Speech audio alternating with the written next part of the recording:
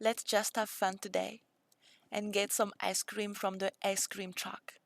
Then go to our house and binge watch YA romance movies. Let's talk about crushes, the tears, the joy, the butterflies, and the heartbreak. We can cry together too if you need that.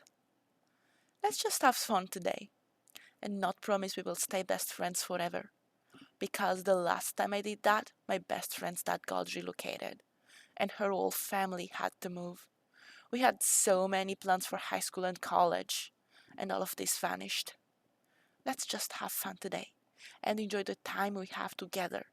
Finding someone with the same taste doesn't happen that often, and it's not always fun and games. The last time I found one, I had to call the friendship to an end because she was hitting on my boyfriend. So let's just have fun today and enjoy the good vibes while they last. We may still be friends tomorrow or next year, but let's have fun today because good times fly fast. Serenchka Spiga.